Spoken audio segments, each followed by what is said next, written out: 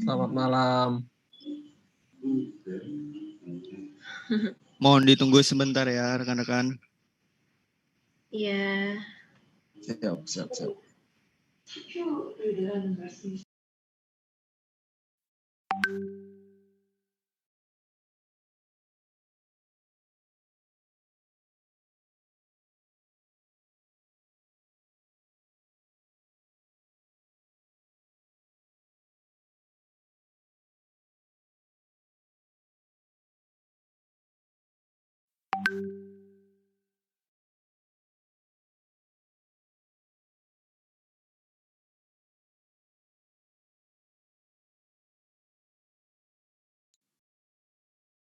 Tes. Apakah terdengar suara saya? Iya. Baik, kita langsung mulai saja.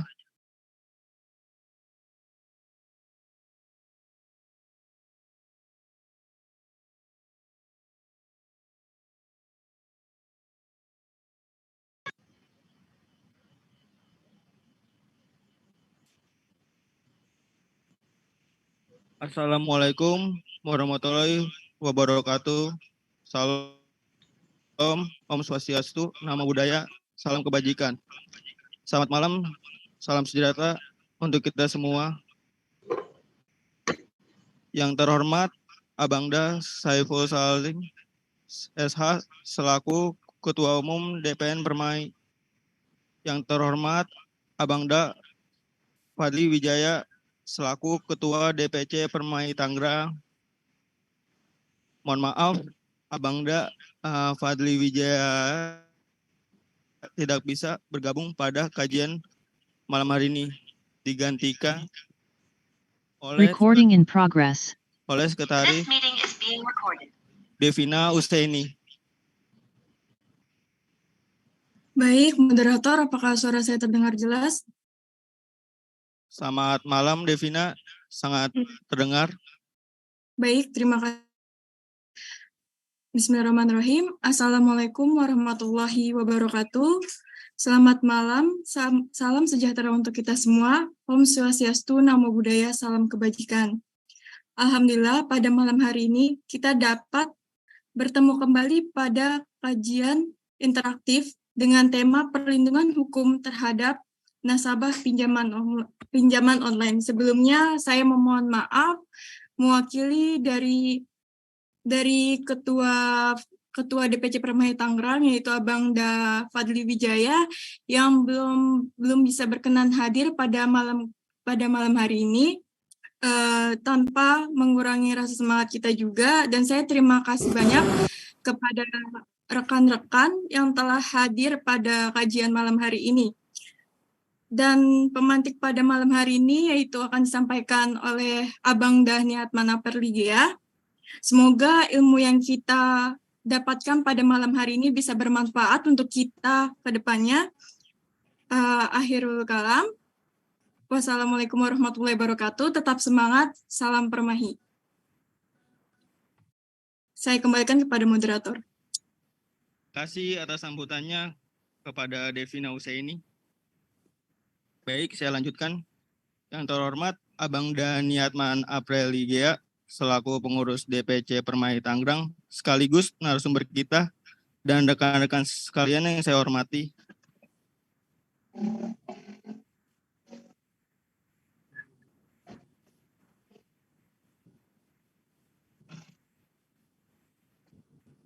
Sebelumnya izinkan saya memperkenalkan diri terlebih dahulu. Perkenalkan, nama saya Muhammad Irfan sebagai moderator yang akan memandu dari awal sampai akhir kegiatan kajian pada malam ini. Mohon putus-putus. Apakah cuma saya atau gimana? Iya, moderator, suaranya kurang jelas, putus-putus. Oke, baik, saya ulangin. Sebelumnya izinkan saya memperkenalkan diri terlebih dahulu.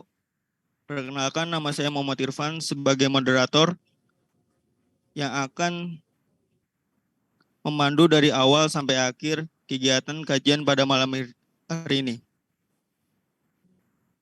Apakah terdengar rekan-rekan sekalian? Ya, Ya, Oke, terdengar. oke, terima kasih. Baik, saya lanjutkan. Acara kajian pada malam ini merupakan acara yang sangat kita tunggu-tunggu, yang dibawakan oleh narasumber kita, yaitu selaku pengurus DPC Permai Tangerang. Mari kita sambut Abang Daniatman Apreligea yang berjudul Kajian Interaktif Perlindungan Hukum Terhadap Nasabah Pinjaman Online. Untuk Abang Niatman Apreligea, dipersilakan. Baik, terima kasih kesempatan yang diberikan kepada saya. Mohon maaf suara saya apakah kedengaran?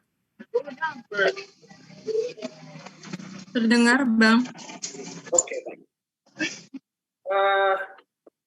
Host nanti bantu tambahkan saya co-host.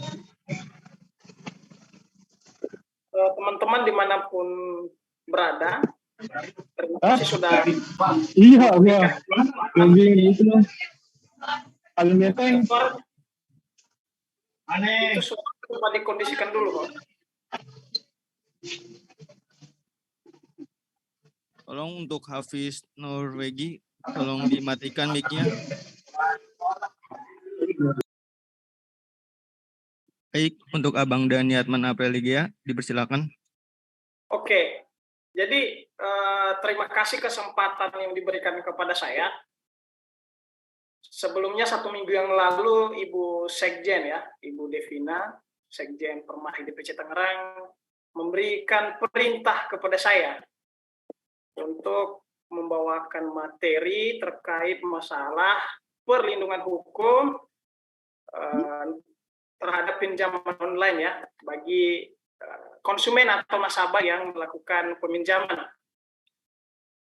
Nah, mungkin dalam perdiskusian ini nanti kita saling berbagi info ya, saling berdiskusi terkait perkembangan pinjaman online di Indonesia dan terus bagaimana juga penegakan hukumnya sampai hari ini. Apakah berpihak kepada konsumen atau kepada nasabah dan lalu seperti apa penegakan hukum itu sendiri terhadap pinjaman online. Coba si host bisa ini ya, saya share materi saya ini. Soalnya saya bukan host juga. Baik, Abang Daniatman mungkin akan saya jelaskan sebagai moderator secara singkat untuk tema kita. Sebelumnya mohon izin. Oh gitu ya, oke. Oh ya teman-teman, saya ingin menjelaskan secara singkat tentang judul kajian pada malam hari ini, yaitu Kajian Interaktif Perlindungan Hukum Terhadap Nasabah Pinjaman Online.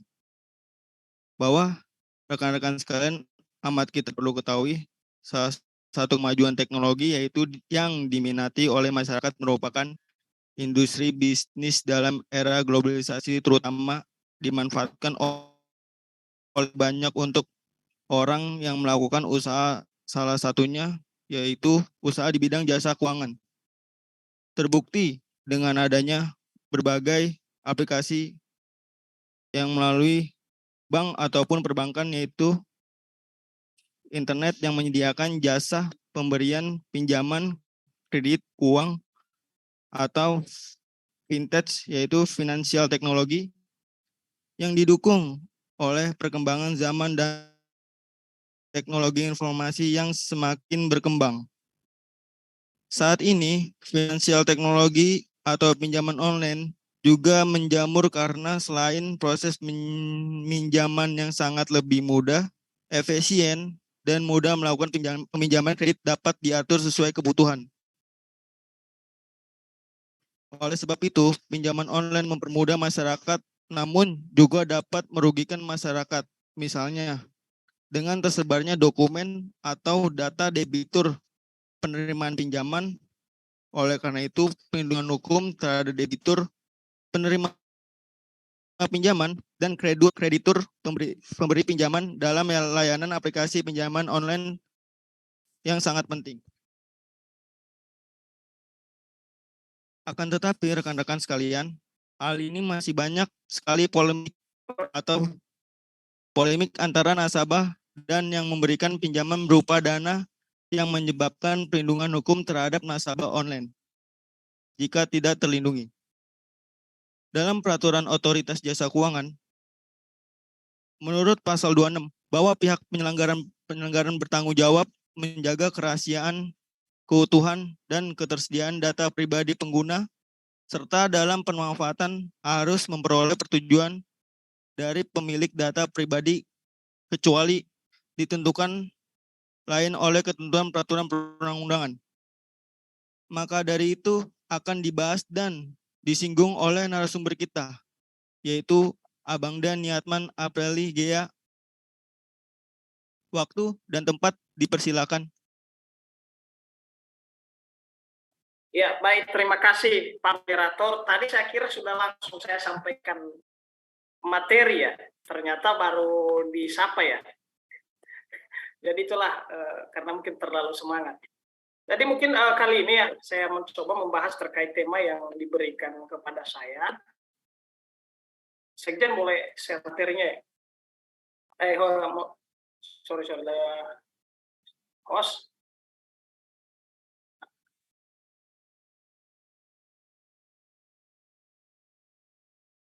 Oke. Nah, tentu teman-teman mungkin sudah tidak asing lagi ya masalah terkait pinjaman online yang mungkin hari ini banyak masyarakat yang mengeluh atau yang ada juga yang tertipu dan atau ada juga yang karena terlalu bunganya besar akhirnya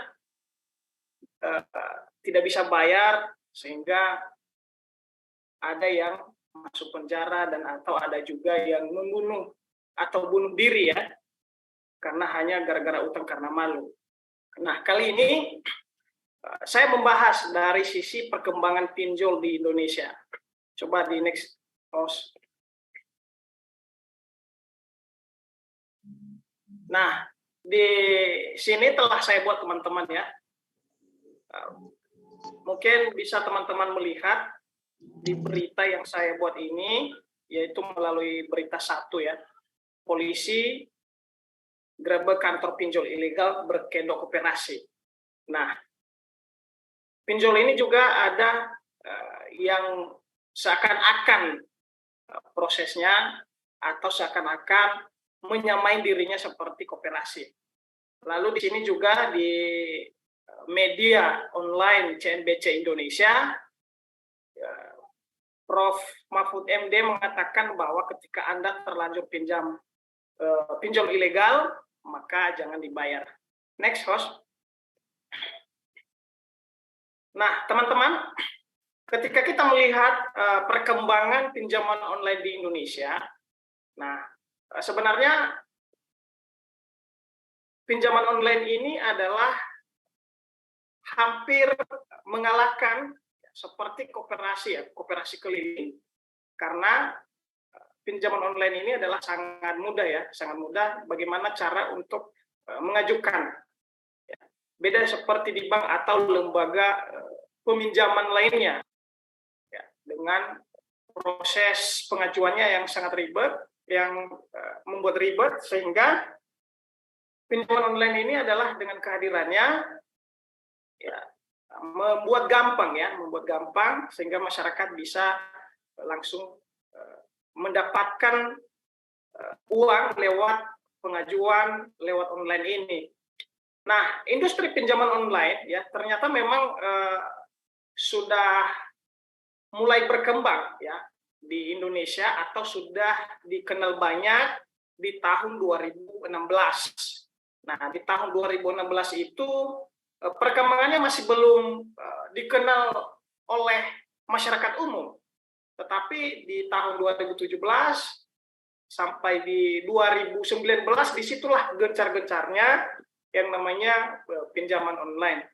Nah, memang awalnya pinjaman online ini teman-teman ya digunakan sebenarnya untuk membantu ya UMKM atau pedagang-pedagang yang contohnya di kaki lima lah atau di yang usaha-usaha kecil Ya, di mana seperti yang saya sampaikan tadi, sistem pengajuannya itu sangat cepat, hanya mengajukan lewat aplikasi dengan model KTP saja. Next. Nah, tentu kalau kita lihat bagaimana perjalanan pinjol di Indonesia, sebenarnya masalah pinjol ini sudah banyak sebenarnya seminar-seminar ya, atau webinar. Mungkin juga teman-teman ada yang pernah mengikuti di webinar lain, tetapi di sini saya coba membuka ruang diskusi. Nanti teman-teman juga kita saling berdiskusi bahwa perjalanan pinjol di Indonesia ini memang banyak yang mengatakan bahwa terdapat hal yang positif dan juga hal negatif. Nah, sehingga ketika beberapa pengamat publik atau praktisi hukum mengatakan bahwa karena kehadiran pinjol ini yang berbasis digital, maka perlu penegakan hukum yang lebih berpihak kepada nasabah, karena dalam proses pengajuannya masih banyak di pedalaman yang tertipu karena ini kan berbasis digital, sehingga edukasi pinjol itu masih kurang, sehingga orang-orang yang mungkin di pedalaman ya, atau kita istilahkan masih belajar teknologi, sehingga dia hanya cukup setujui. Dia tidak tahu seperti apa mekanisme pinjol, maka tentu dengan kondisi ini maka kehadiran pinjol di Indonesia di sisi lain adalah membantu masyarakat yang usaha-usaha pedagang kecil, di sisi lain juga adalah memberikan dampak negatif, di mana dengan bunganya yang sangat besar dan bunganya mungkin yang berlipat dendanya setiap hari. Nah, teman-teman, ketika kita berbicara pinjaman online ya, tentu bisa kita merujuk di Undang-Undang OJK ya, tahun 2011, karena rujukannya di sana. Nah, OJK memberikan penunjukan ke Asosiasi Fintech Pendanaan Bersama Indonesia. Mungkin teman-teman pernah mendengar ya dengan singkatan AFPI. Nah, AFPI ini adalah sebagai badan resmi yang mewadahi penyelenggaraan layanan pinjaman-pinjaman yang berbasis teknologi informasi, atau istilahnya dikenal dengan P2P lending. Nah, di dalam Undang-Undang OJK, kalau kita lihat di pasal 48, maka seluruh penyelenggaraan fintech ya P2P lending di Indonesia wajib mendaftarkan diri sebagai anggota AFPI. Nah, tentu kalau memang ada pinjaman online yang tidak mendaftar menjadi anggota AFPI, maka itu bisa dikategorikan sebagai pinjol atau fintech ini ilegal ya, kalau belum masuk di Asosiasi Fintech Pendanaan Bersama Indonesia. Nah, tentu AFPI ini dia memiliki dasar ya atas penunjukan dari OJK-nya, karena AFPI ini adalah di backup oleh OJK. Nah, kerja AFPI ini sebenarnya melakukan semacam pelatihan desk collection-nya. Bagaimana cara melakukan penagihan yang baik, lalu untuk termasuk juga masalah memberikan edukasi ke masyarakat dan juga kepada desk collection-nya dan terutama nasabahnya. Nah, AFPI ini adalah bergerak dengan sebagai asosiasi yang mengawasi dan juga termasuk untuk menyediakan wadah edukasi serta terutama ke desk collection yang melakukan penagihan. Coba next. Nah, seperti yang saya sampaikan tadi bahwa pengaturan pinjaman online ini ya bisa merujuk di Undang-Undang Nomor 21 Tahun 2011 tentang OJK. Nah, di pasal 6 ya, tugas OJK ya dalam hal pengawasan bisa kita melihat pertama adalah kegiatan jasa keuangan di sektor perbankan. Lalu tugas OJK juga adalah kegiatan jasa keuangan di sektor pasar modal. Lalu bagian ketiganya adalah kegiatan jasa keuangan di sektor perasuransian, dana pensiun, lembaga pembiayaan, dan lembaga jasa keuangan lainnya. Nah, dalam hal ini pinjaman online adalah masuk di kategori yang ketiga ini, ya, itu lembaga jasa keuangan ya, atau lembaga pembiayaan. Next. Itu harus coba ini dimatikan mic-nya ya. Nah, ketika kita melihat di sini atau berdasarkan Undang-Undang OJK bahwa kewenangan OJK dalam mengatasi masalah pinjaman online bisa kita lihat di sini. Yang pertama adalah membuat peraturan yang mengatur kegiatan fintech di Indonesia.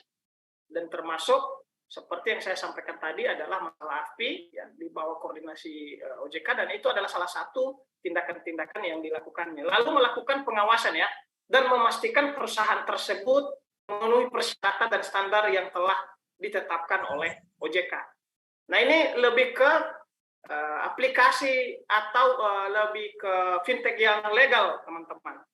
Nah, mungkin nanti kita membahas bagaimana pengaturan atau bagaimana solusi masalah pinjaman yang ilegal. Lalu ketiganya adalah melakukan sosialisasi dan edukasi kepada masyarakat tentang dan panduan kepada masyarakat tentang cara memilih fintech yang aman dan percaya.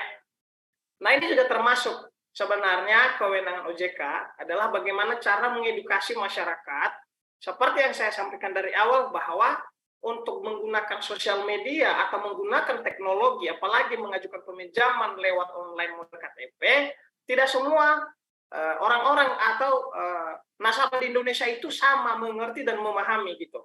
Nah, sebenarnya kehadiran OJK juga di sini adalah memberikan sosialisasi lah, edukasi terhadap masalah pinjaman lewat online yang legal. Lalu mengadakan koordinasi ya dan kerjasama dengan lembaga-lembaga terkait seperti BI ya, Kementerian Perindustrian, dan juga Nah, termasuk juga dalam hal ini adalah penegak hukum. Sebenarnya itu dalam hal melakukan tindakan-tindakan di lapangan seperti pihak kepolisian. Nah, ini termasuk kewenangan OJK. Lalu yang kelima adalah menindaklanjuti laporan dari masyarakat terkait fintech dan atau memberikan sanksi kepada perusahaan fintech yang melakukan pelanggaran. Next.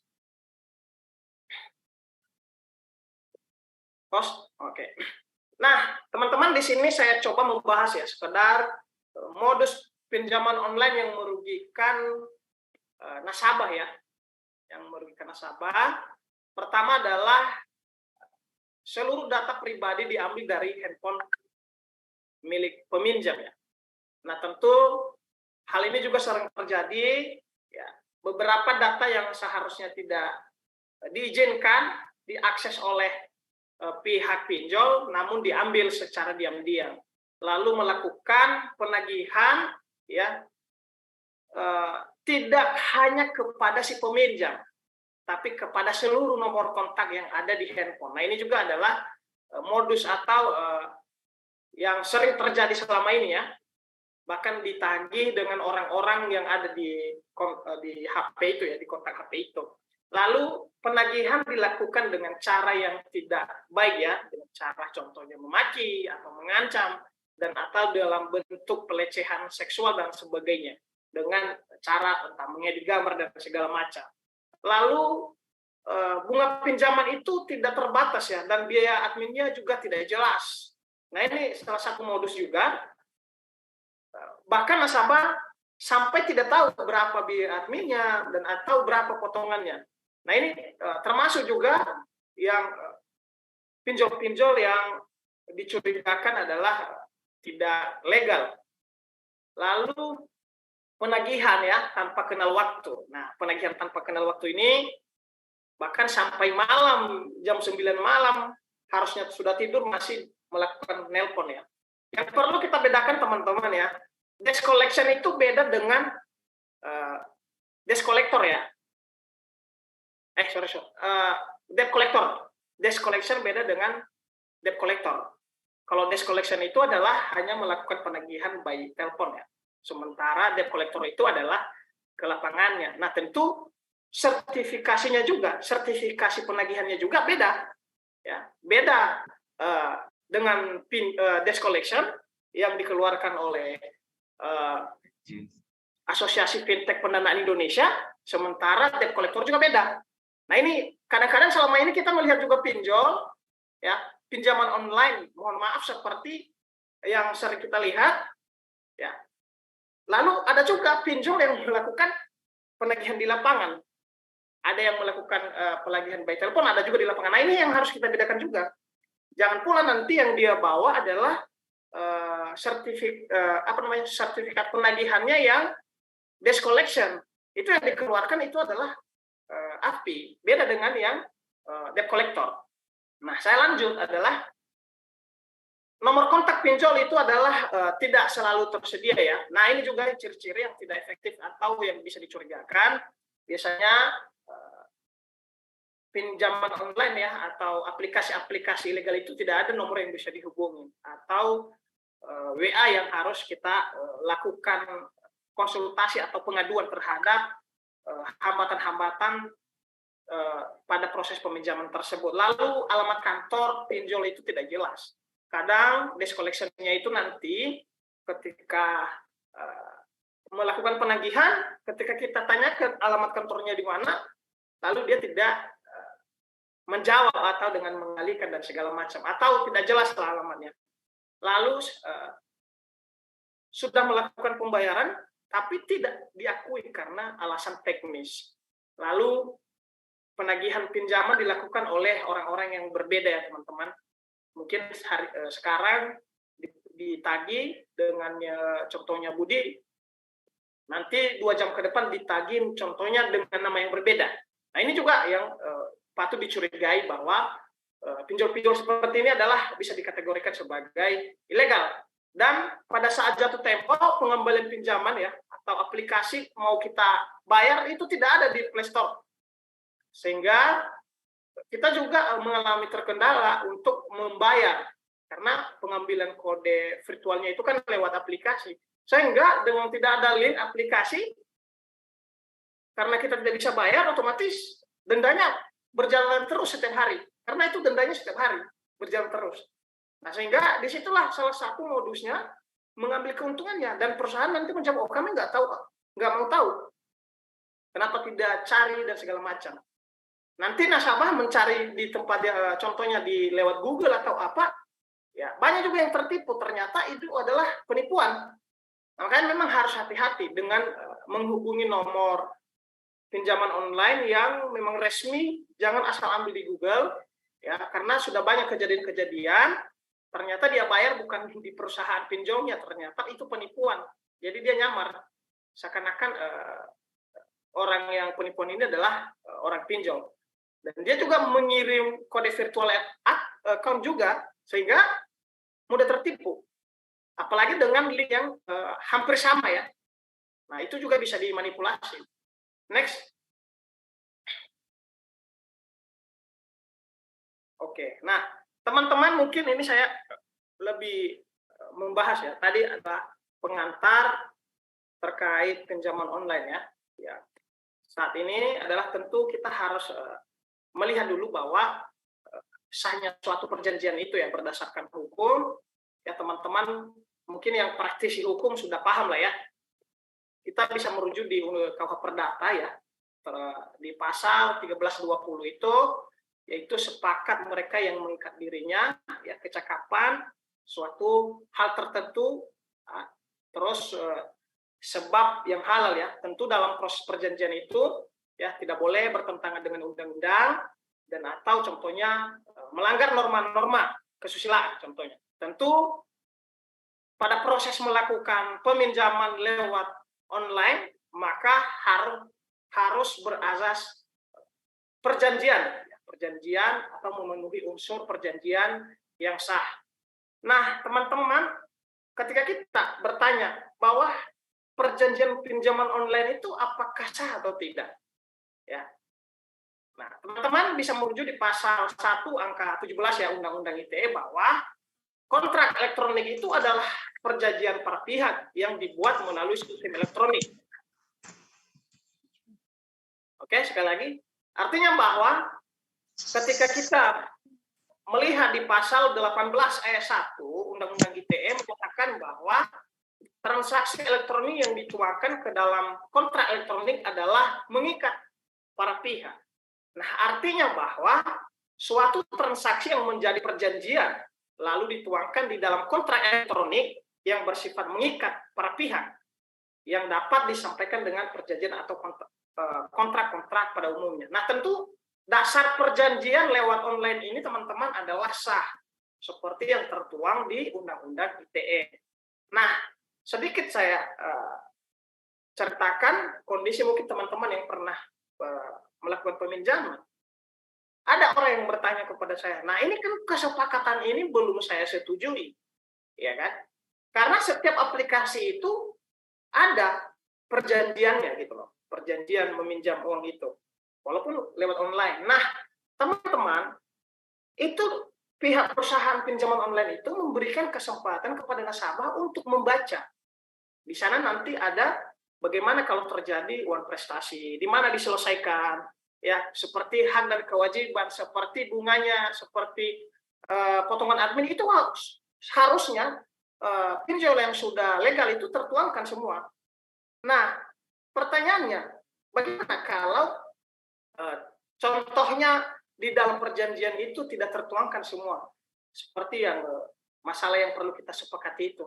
Nah, sebenarnya dan seharusnya sudah tertuangkan, karena kontrak perjanjian itu juga adalah diawasi oleh JK dan terutama namanya API. Itu mereka lihat. Karena melihat kalau ada contohnya klausul baku yang bertentangan dengan undang-undang ya, teman-teman. Nah, di sini juga kadang kita terabaikan. Karena begini, kita tidak bisa masuk ke pengajuan peminjaman kalau memang kita tidak membaca syarat perjanjian itu. Itu biasanya di aplikasi yang legal. Nah, sehingga ada aksesnya di sana, checklist.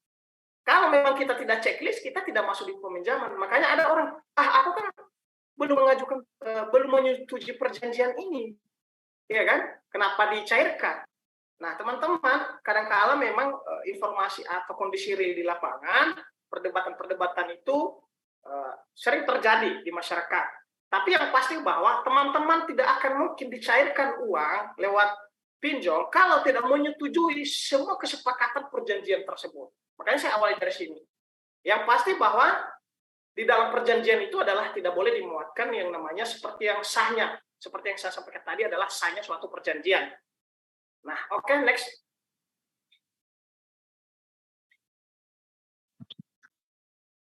Nah, tentu teman-teman ketika kita berbicara ya masalah hukum positif yang ada di Indonesia, saya awali dengan tentang pelanggaran hak asasi manusia yang harusnya dilindungi. Karena ini lebih ke perlindungan ke masyarakat, maka saya ambil kira-kira apa-apa saja ya hukum yang harus berpihak kepada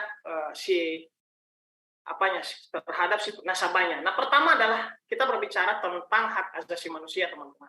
Di pasal 29 ayat 1 bahwa setiap orang berhak atas perlindungan diri pribadi, keluarga, kehormatan, martabat, dan hak miliknya. Tentu ketika nasabah diteror ya dengan tidak menjaga kehormatan, martabat, atau contohnya menyebarkan data-data privasinya, maka ini juga bisa masuk kategori tentang pelanggaran hak asasi manusia. Dan di pasal 30 itu adalah setiap orang berhak atas rasa aman dan tentram serta perlindungan terhadap ancaman, ketakutan, berbuat atau tidak berbuat sesuatu. Nah, dalam hal ini bahwa negara harus hadir untuk melindungi nasabah-nasabah, ya. Negara hadir memberikan penegakan hukum agar nasabah-nasabah dalam hal ini adalah terlindungi dari ancaman-ancaman atau yang membuat ketakutan. Lalu, bagaimana perlindungan hukum terhadap konsumen? Nah, teman-teman bisa melihat di peraturan OJK ya, peraturan OJK di nomor 13 ya, peraturan OJK di nomor 13 di tahun 2018 di pasal 30 bahwa perlindungan dan kerahasiaan data ya Pertama adalah penyelenggara wajib menjaga kerahasiaan, ya, keutuhan dan ketersediaan data pribadi serta transaksi dan data keuangan yang dikelola sejak data diperoleh hingga data tersebut dimusnahkan. Nah, artinya dalam hal ini perusahaan ya, atau penyelenggara wajib melindungi data konsumen. Ya, foto, ya kan, atau masalah kontak-kontak konsumen itu atau nasabah itu dilarang disebarkan ke orang-orang atau ke publik. Nah, next.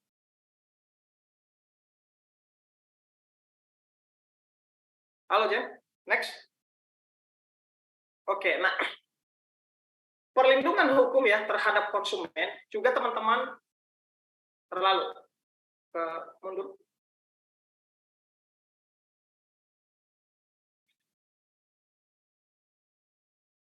Halo, terlalu maju, coba dikembalikan ke belakang. Nah, perlindungan hukum terhadap konsumen teman-teman juga bisa kita melihat ya di PJOK nomor 13 tahun 2018. Pertama adalah ketentuan atau pemanfaatan data dan informasi pengguna yang diperoleh penyelenggaraan harus memenuhi syarat. Nah, apa saja syaratnya? Yaitu memperoleh persetujuan dari pengguna. Ya, artinya pihak perusahaan dalam hal ini tidak boleh sembarangan mengambil data nasabah yang tidak disetujui. Artinya harus memperoleh persetujuan. Lalu menyimpan menyampaikan batas pemanfaatan dan data dan informasi kepada si pengguna. Lalu menyampaikan setiap perubahan tujuan pemanfaatan, lalu media dan metode yang digunakan dalam memperoleh data dan informasi terjamin kerahasiaan, keamanan serta keutuhannya. Nah, juga dalam hal ini pihak perusahaan ya menyampaikan kepada nasabah terkait masalah yang dipergunakan dalam memperoleh data tersebut ya supaya terjamin juga kerahasiaannya dan keamanan serta keutuhannya. Next.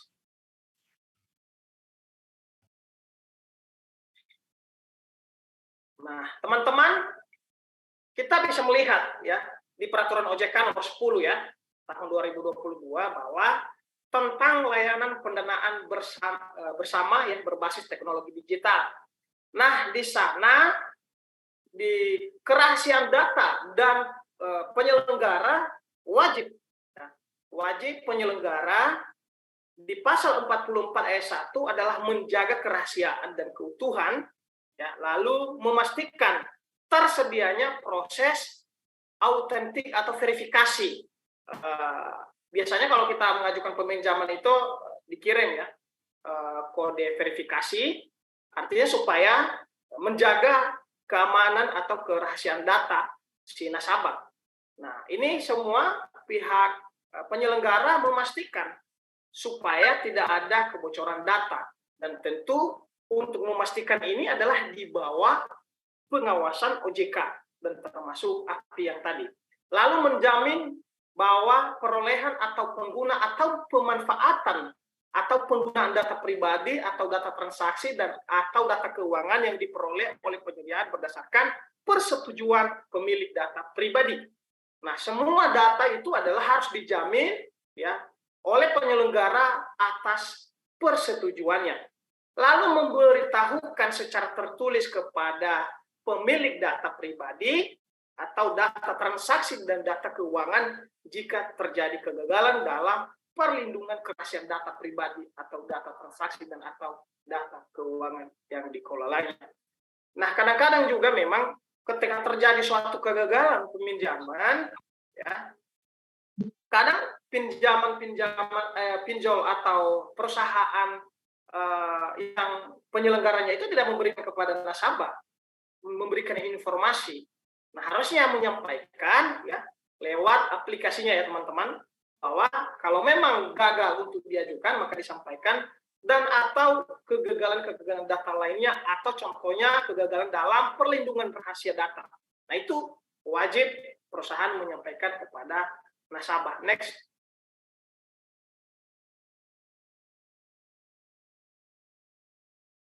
Host, coba. Nah, lalu teman-teman juga bisa merujuk di pasal 47 ya, masalah akses dan penggunaan data pribadi. Ya, penyelenggara wajib memperoleh persetujuan, lalu persetujuan sebagaimana dimaksud pada ayat 1 dapat dikecualikan sesuai dengan ketentuan perundang-undangan. Lalu pemilik data pribadi dapat mengajukan permintaan akses dan salinan atas data pribadi. Lalu pemilik data juga pemilik data pribadi memiliki hak untuk melengkapi atau memperbaiki kesalahan datanya. Lalu pemenuhan hak sebagaimana yang dimaksud pada ayat 4 dilakukan melalui permohonan secara tertulis. Next.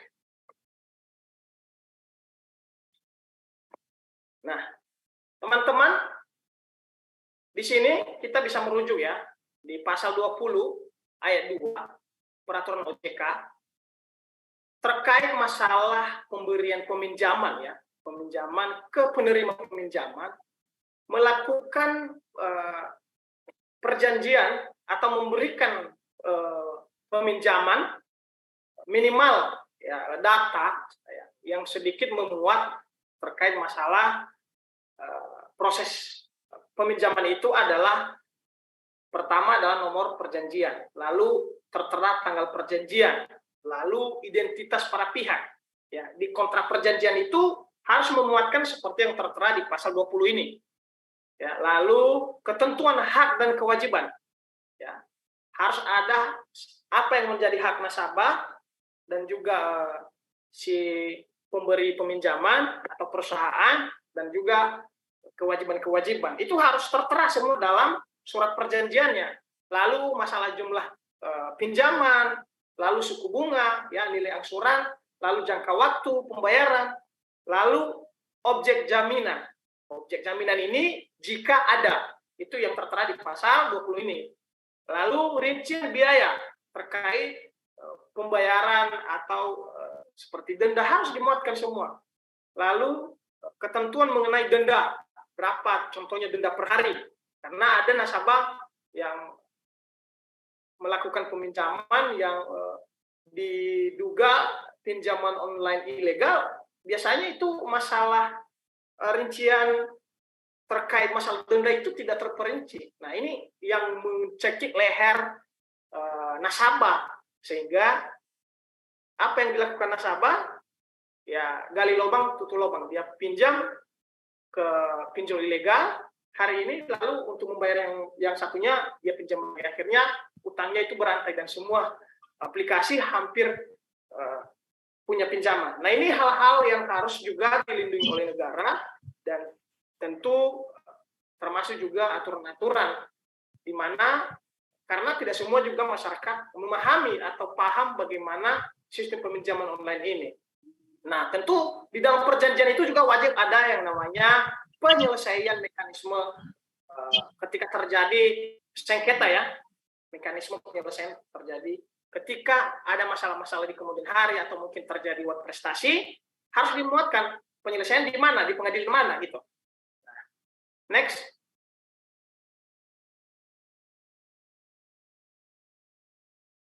Halo? Host? Oke. Nah, teman-teman, ini masalah bunga ya. Sebenarnya saya juga mencari ya undang-undang terkait masalah bunga, tetapi saya mengutip dari media CNBCI Indonesia bahwa besaran bunga ya kesepakatan bersama OJK dengan AFPI ya, pinjaman jangka pendek itu yang kurang dari 30 hari ya teman-teman, maka pihak perusahaan bisa memberikan bunga antara 12% sampai 24%. Nah, next. Nah, teman-teman, di sini saya menyampaikan bahwa memang penyelesaian masalah-masalah fintech ini ya, tentu kita harus melihat dari sisi kronologi kejadiannya ya. Bisa diselesaikan secara administrasi, bisa juga diselesaikan secara perdata ketika terjadi uang prestasi, dan juga bisa diselesaikan secara pidana ketika melakukan pelanggaran-pelanggaran di pidana ya. Nah, misalnya ya, yang harus kita ketahui bahwa pencairan itu bisa terjadi ya, persetujuan tanpa persetujuan pemohon. Nah, itu disebabkan karena mungkin tadi settingan yang khusus aplikasi yang diduga ilegal ya. Lalu terjadi juga ancaman penyebaran data ya, atau contohnya teror dan atau intimidasi penagihan dengan kata-kata kasar ya, dengan melakukan pelecehan seksual lewat non fisik ya teman-teman ya. Nah, ini yang sering terjadi di masyarakat selama ini. Maka apa yang harus dilakukan? Karena kewenangan OJK ketika kita melakukan pengaduan, ya, dia hanya sebatas contohnya memberikan sanksi administrasi dan atau mencabut izin. Nah, tentu ketika ada unsur pidananya maka akan diberikan kepada penegak hukum seperti kepolisian. Nah, seperti contohnya pinjaman online yang menyebarkan data, ya, data pribadi tanpa persetujuan atau menyebarkan ke publik, ya, bisa diancam dengan Undang-Undang ITE. Atau contohnya memberikan ancaman dan kekerasan fisik dan atau rangkaian kebohongan, itu bisa kita merujuk di KUHP. Dan atau jika melakukan pelecehan ya, non fisik, contohnya ya, juga kita bisa merujuk di Undang-Undang TPKS. Nah, tentu teman-teman, kondisi-kondisi ini maka kembali kepada kita apa pelanggaran-pelanggaran yang terjadi. Namun yang perlu juga kita ketahui bersama bahwa mungkin dari penilaian saya ya selama ini, karena sebelumnya juga saya sudah pernah jadi disclosure juga. Nah, nasabah ini ada 3 kategori. Pertama adalah memang dia benar-benar meminjam, lalu memang dia juga mau bayar, lalu ada juga nasabah dia pinjam tapi tidak ada juga pembayarannya, tidak memang benar-benar tidak ada uangnya. Tapi ada juga kategori nasabah memang dia melakukan peminjaman tapi memang sengaja juga dia tidak mau bayar. Nah, disinilah sebenarnya kategori-kategori ini yang harusnya kita memposisikan diri sebagai praktisi hukum ya, terutama teman-teman yang aktif di hukum, untuk bisa mempelajari karakteristik nasabah ini. Nah, tentu ketika melampaui atau contohnya melanggar aturan perundang-undangan seperti yang saya sampaikan tadi, maka bisa kita melakukan laporan. Dan yang paling penting adalah ketika pinjaman online yang legal, maka bisa teman-teman melaporkan melalui website ya OJK atau API. Nanti mereka itu memberikan teguran kepada perusahaan langsung ya, dengan mengirim datanya seperti contohnya nama, lalu aplikasinya apa, ya kan, siapa penagihnya. Nah, itu biasanya OJK juga segera turun untuk melacak siapa aplikasi yang melakukan penagihan tidak sesuai dengan standar SOP yang telah ditetapkan. Next.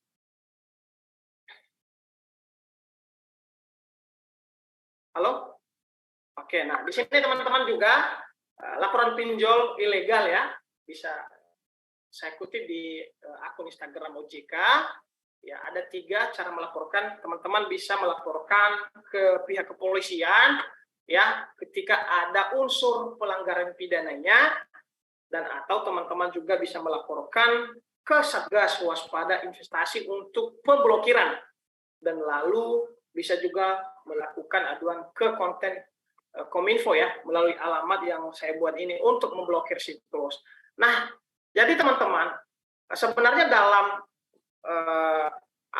dalam mengantisipasi pinjaman online yang ilegal ini, sebenarnya sedikit ada kewalahan OJK untuk melakukan penanganan ya.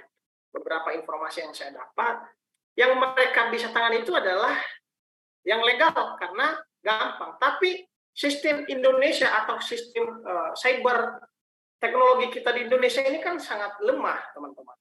Karena hari ini hadir, contohnya aplikasi yang ilegal. Ketika hari ini linknya diblokir, maka besok hadir lagi yang baru. Nah, makanya memang ini perlu kerjasama ya, mulai dari pihak kepolisian juga, ya dari Kominfo dan OJK untuk memblokir link-link yang ilegal ini. Karena 1000 pun kita Kominfo blokir hari ini, ya kan, tentu hadir lagi link yang baru. Nah, tentu dalam hal ini kekuatan Kominfo juga tidak sembarangan juga memblokir link-link atau website, karena tentu atas kerjasama dari OJK. Ketika OJK memberikan rekomendasi untuk blokir ini, link ini, maka baru mungkin dia punya kewenangan memblokir link tersebut. Nah, tentu kembalilah kepada masyarakat ya, cara memahami, ya, melakukan peminjaman kepada pinjol yang legal supaya data-datanya aman atau tidak disalahgunakan. Nah, tentu seperti yang saya sampaikan tadi bahwa masalah pelanggaran pinjol ini karena dia adalah berbasis online atau digital, maka tentu perlu kehati-hatian dan juga cara penindakannya memang harus memiliki data-data yang mungkin bisa kita menjadi dasar pelaporan seperti yang saya sampaikan. Nah, bagaimana kalau contohnya pertanyaannya punya utang pinjaman online tapi tidak bisa bayar, tidak ada uang? Selagi itikat baik teman-teman, ya tentu ujung-ujungnya ya uang prestasi, ya karena pihak pinjol juga nggak bisa juga melaporkan nasabahnya ke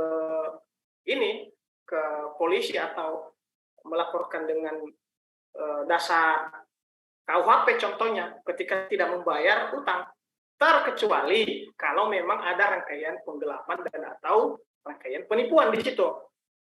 Nah, makanya tadi saya bilang bahwa penyelesaian pinjol ini yang khususnya legal, ya tentu kita lihat kronologinya. Kalau memang ada mengandung pelanggaran unsur pidana, bisa kita masuk di pidana lewat polisi. Dan kalau memang contohnya tidak bisa bayar utang, maka bisa digugat di pengadilan melalui uang prestasi, ya, atau perdata, secara perdata. Dan berikutnya adalah untuk pelanggaran penyebaran data lewat sosial media, maka bisa kita merujuk di Undang-Undang ITE. Jadi barangkali untuk singkatan dari saya, mohon maaf agak panjang, saya kembalikan ya moderator, mungkin kita nanti setelah saya berdiskusi. Saya kembalikan. Terima kasih.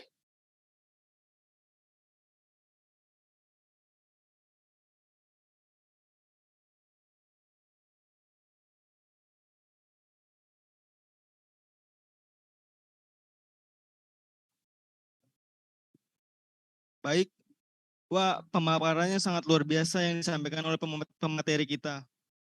Maka dari itu langsung saja saya buka untuk sesi tanya jawab dan diskusi. Jika ada pertanyaan dapat ditanyakan secara langsung dan Asupta dengan membuka mic atau raise hand ataupun dapat diketik di pertanyaan kolom komentar.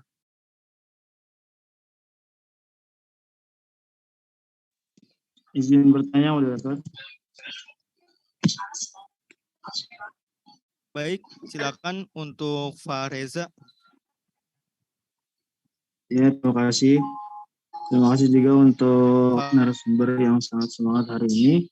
Yang saya tanyakan itu ketika kita mengajukan peminjaman kepada platform pinjaman online, maka calon konsumen biasanya akan diminta emergency contact, yang dimana kalau misalnya kita susah bayar atau kita menghilang, pasti yang ditanyakan, yang dicari-cari oleh pihak pinjaman online adalah teman atau kerabat kita yang terdekat, yaitu emergency contact. Apakah pihak platform pinjaman online yang mengkonfirmasi kesediaan orang yang bersangkutan untuk menjadi emergency contact secara langsung, dan apa sih peraturan yang membahas masalah tersebut? Yang kedua, yang saya ingin bertanyakan, apa yang terjadi jika ternyata pihak yang bersangkutan tidak bersedia menjadi emergency contact, namun pengajuan pinjaman online sudah disetujui dan berlangsung. Jadi misalnya ada teman saya yang nggak mau jadi pinjaman online, nggak mau menjadi emergency contact, tapi saya udah dapat persetujuan dan berlangsung gitu, udah dapat uangnya, udah dapat layanannya dari pinjaman online tersebut. Bagaimana hukumnya? Baik, terima kasih untuk Fareza. Untuk Abang Daniatman, apa bisa langsung dijawab? Oke, jadi berarti ini langsung ada pertanyaan, langsung saya jawab ya. Oke, baik. Terima kasih pertanyaannya yang sangat luar biasa ya. Kebetulan tadi setelah saya cek-cek teman-teman yang ternyata belum saya lihat juga tadi ada senior kita yang gabung di sini ya, Bang Sayuti. Selamat bergabung Bang di perdiskusian ini. Mungkin nanti jika ada yang salah atau ada tambahan mungkin mohon arahannya ya. Tadi saya belum pas apa soalnya karena terlalu semangat menjelaskan. Jadi gini, si Bro Fareza ya yang memberikan pertanyaan ya terkait masalah kontak darurat ya atau kontak kontak yang telah dicantumkan di penagihan itu memang sebenarnya standarnya ya, bahkan pun kalau di lembaga jasa keuangan harusnya kayak contohnya yang kelengkapan dokumen itu harus diverifikasi sebenarnya. Yang non online ya, biasanya datang ke rumah atau ke lokasi nasabah, lalu memberikan kontak-kontak yang bisa dihubungin juga, ya kan? Nah, kadang-kadang memang pinjaman online ini mereka tidak memverifikasi kontak-kontak yang diberikan tersebut ke yang tercantum lah pada peminjaman itu. Nah, sebenarnya pihak perusahaan meminta kontak darurat ini sebenarnya atau nomor-nomor yang bisa dihubungi ini adalah untuk menginformasikan ketika si nasabahnya itu tidak terhubung atau contohnya tidak bisa melakukan pembayaran. Namun makanya memang di dalam pemberian nomor kontak darurat itu ya dasar perusahaan adalah atas yang diajukan oleh nasabahnya. Ya.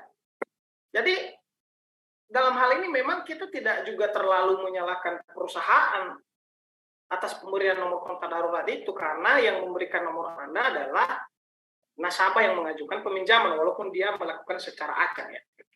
Namun di sisi lain juga secara SOP penagihan ada juga aturan-aturan yang membatasi bahwa dalam proses titip pesan ya contoh kepada kontak darurat itu tidak boleh mengganggu atau tidak boleh menyudutkan privasi ya, dan tidak boleh juga melanggar etika dalam penagihan. Nah, kadang memang pinjaman-pinjaman ilegal yang selama ini ya justru mereka melakukan pengancaman ya dengan titip pesan.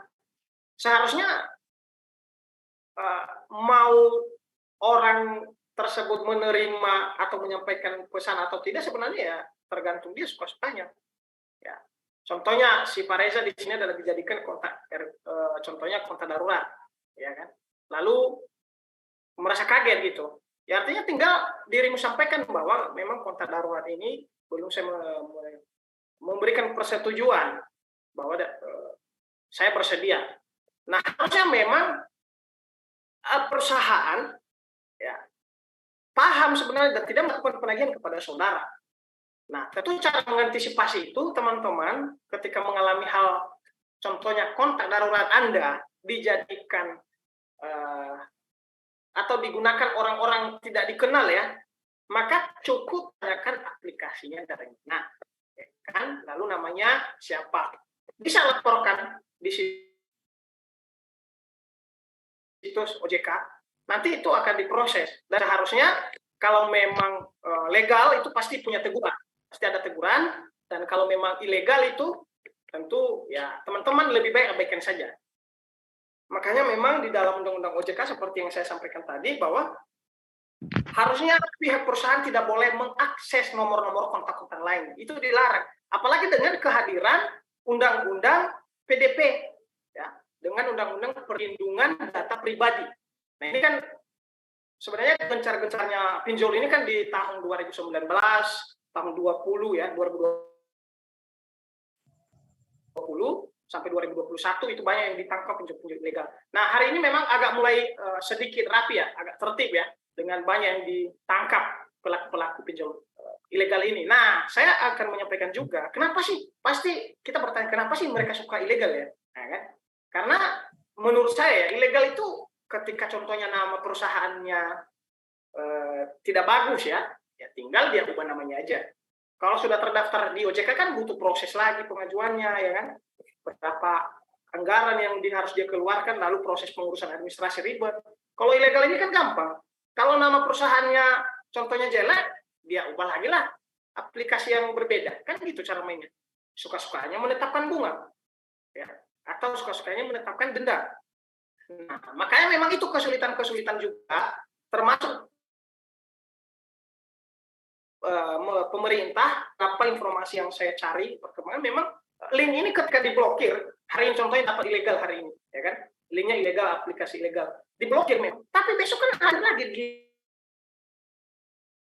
link yang berbeda. Sampai kapan ya kan? Makanya tadi memang sistem keamanan cyber kita juga lemah juga di Indonesia ini. Nah, makanya memang yang harus diperkuat ya sosialisasi kepada masyarakat bahwa jangan pinjam dengan pinjaman ilegal. Apalagi dengan modus-modus masalah jual KTP ya, jual data. Nanti ada contohnya jasa pengajuan, bukan jasa sih, kayak apa namanya ya, orang yang mengumpulkan KTP, nanti asal dibayar untuk 200.000, saya pakailah datamu, saya pinjaman online, saya bayarlah datamu berapa, entah 200, 300, tapi yang lebih sama dia. Nah itu bahaya juga. Itu bisa aja disalahgunakan data, dan masyarakat harus berhati-hati. Saran saya sih, masalah pinjol ini ya lebih baik jangan pinjam lah, dipinjam. Karena masalah bunganya memang gampang. Recording stopped. Recording in progress. Cepat, prosesnya gampang, tetapi masalah bunganya nanti teman-teman perlu perhitungan sebelum melakukan peminjaman. Ini khusus di yang ini ya, yang legal. Jadi barangkali itu Bro, Pak Reza, untuk terkait masalah kontak darurat tadi, kalau memang Anda tidak menerima konfirmasi sebelumnya, maka ya silakan laporkan itu. Harusnya pasti nanti ketika Anda melaporkan itu, perusahaan pasti kena teguran. Ya, pasti kena teguran seperti nanti OJK memberikan teguran administrasi dan bisa aja merembet ke pencabutan izin usahanya. Kalau legal ya, dengan catatan sudah terdaftar di Asosiasi Fintech Pendana Indonesia seperti yang saya bilang tadi. Barangkali itu jawaban singkatnya. Saya kembali ke moderator. Baik, terima kasih untuk narasumber pemaparannya dan jawabannya atas tanggapan Pak Reza. Baik, narasumber ada yang ingin bertanya oleh Hafiz Nolvergi. Izin bertanya, apakah bisa nasabah mengajukan atau dinyatakan valid oleh pihak fintech beberapa mitigasi penyelesaian pinjaman online, apakah dapat dilakukan restrukturisasi? Ya. Oke. Baik, teman-teman, ini sudah bisa saya langsung jawab ya. Silakan Ya. untuk narasumber. Ya. Terima kasih ya, Hafiz ya. Untuk masalah pengajuan kepailitan, ya, tentu sangat jelas tidak bisa. Tidak bisa, nggak mungkin nasabah mengajukan kepailitan. Terkecuali, ya, contohnya mungkin perusahaan itu bangkrut. Tapi persoalannya kan dalam konteks duduk perkaranya kan antara nasabah dengan perusahaan. Lantas apa yang menjadi dasar kita untuk mengajukan bahwa supaya perusahaan itu pailit? Ya, tidak bisa. Biasanya kan pailitan itu bisa diajukan contohnya ketika bangkrut, ya kan? Atau contohnya terjadi di suatu perusahaan tidak bisa menjalankan perusahaannya. Nah, tapi yang pasti bahwa konteks kita hari ini antara nasabah dengan perusahaan, kita adalah hanya nasabah dalam hal ini adalah berkedudukan sebagai peminjaman Lalu perusahaan juga adalah berkedudukan ya, pemberi peminjaman atau dengan istilah debitur dengan kreditur. Kalau di kemudian hari bahwa nasabahnya tidak bisa melakukan pembayaran, ya tinggal ajukan ini uang prestasi saja. Perusahaan tinggal mengajukan uang prestasi saja di pengadilan berdasarkan kontrak perjanjian tadi yang telah kita sepakati. Bahwa pertanyaannya hari ini apakah perusahaan benar-benar mengajukan gugatan di pengadilan kalau nasabahnya tidak bayar, belum tentu juga. Dan ada juga ya bisa aja mungkin kalau nominal yang besar bisa. Karena gini, dalam hal ini nasabah tidak ada yang harus kita tuntut bahwa apa dasar kita menuntut bahwa perusahaan itu kita ajukan untuk kepelitan, tidak. Kita berposisi masalah debitur dengan kreditur. Gitu. Nah, yang pasti bahwa terkecuali kalau memang perusahaan melakukan, ya, mohon maaf, kalau memang perusahaan melakukan contohnya penyebaran data dan atau contohnya melakukan pelanggaran-pelanggaran dalam etika penagihan, ya kan? Itu kan masuk randanya seperti yang saya bilang. Kalau memang ada indikasi pidana, laporkan ke polisi. Kalau memang ada dalam etika penagihannya tidak sesuai, laporkan di OJK. Ya kan? Nah, barangkali itu yang pasti bahwa nasabah itu nggak bisa mengajukan pilot ke pihak fintech karena kita duduk perkaranya adalah antara kreditur dengan debitur. Nah, barangkali itu moderator saya kembalikan.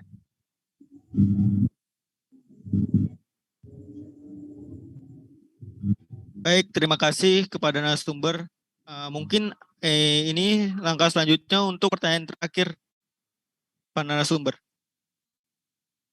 Dari Abangda Sayuti. Ya.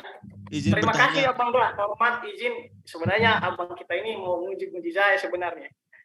Padahal beliau sebenarnya saya yakin lebih menguasai daripada saya.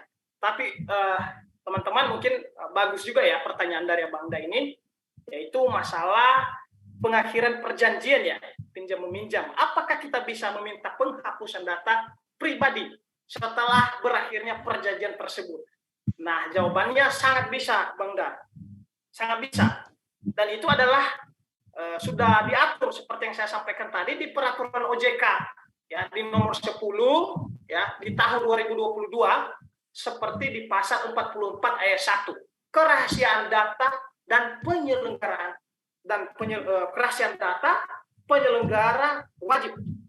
Di pasal 44 ayat 1 itu pertama adalah menjaga kerahasiaan, keutuhan dan ketersediaan data pribadi dan transaksi dan data keuangan yang dikelola sejak data diperoleh hingga data tersebut dimusnahkan. Ya kan?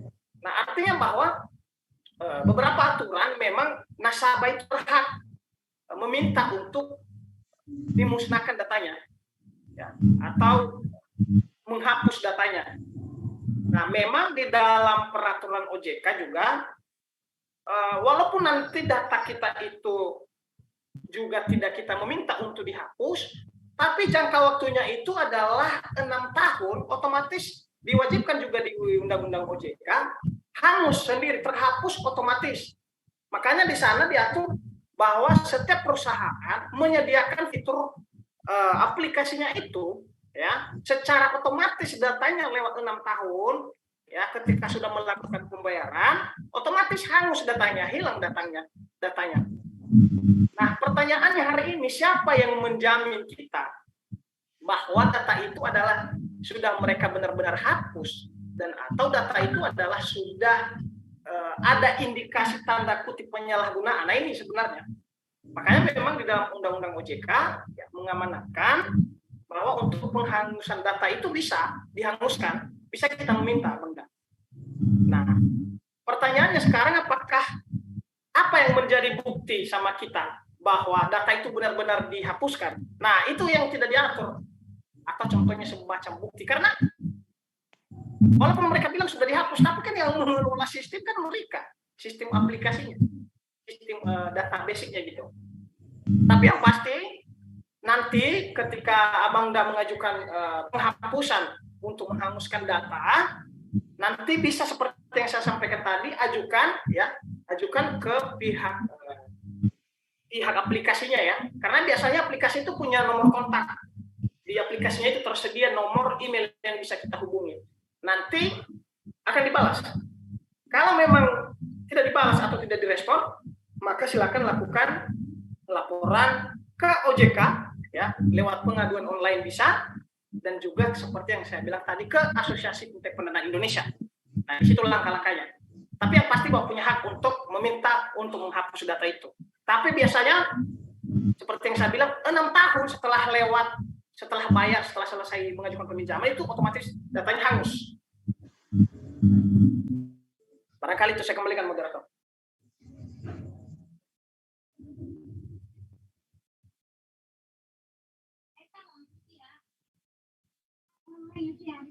Baik, terima kasih. Maka untuk sesi tanya jawab ini akan kami akhiri.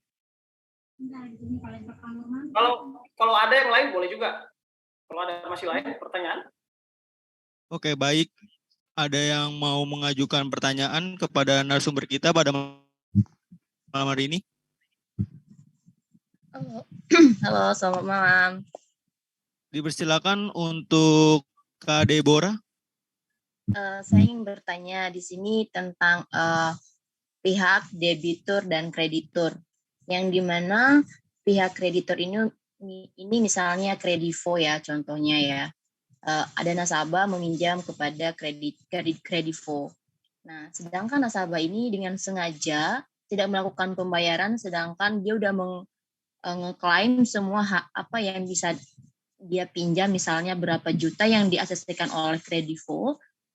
Si nasabah telah mengklaim semua itu. Nah, ini dengan sengajanya dia melakukan penghapusan data oleh pihak sendiri secara sepihak melalui kayak hacker gitu. Itu bagaimana perlindungan terhadap nasabah dan bagaimana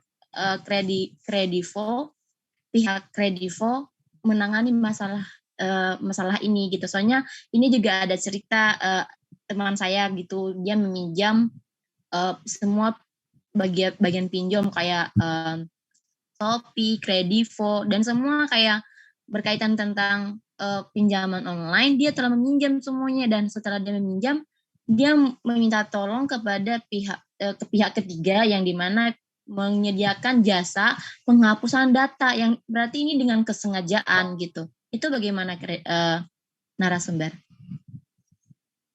Baik, terima kasih kepada Kak Deborah. Untuk selanjutnya, saya serahkan kepada narasumber kita. Bang Niatman, tolong ditanggapi. Ya, terima kasih, pertanyaan yang sangat luar biasa. Jadi ini ya sistem terbalik ya. Makanya tadi seperti yang saya sampaikan dari awal, bahwa memang kategori nasabah ya ada 3 ya, secara umum ya.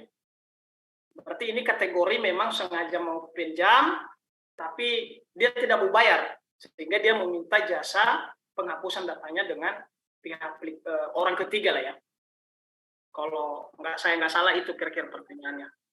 Nah, makanya tadi saya bilang bahwa kalau itu yang terjadi, pertama adalah bisa kita duga sistemnya aplikasi atau sistem pinjol itu adalah lemah sistemnya, sehingga bisa dibobol oleh orang pihak yang ketiga. Itu yang berikutnya. Yang pertama, Yang kedua adalah ini sudah bisa merujuk ke Undang-Undang ITE, masalah pelanggaran Undang-Undang ITE. Nah, kalau memang perusahaan bisa melihat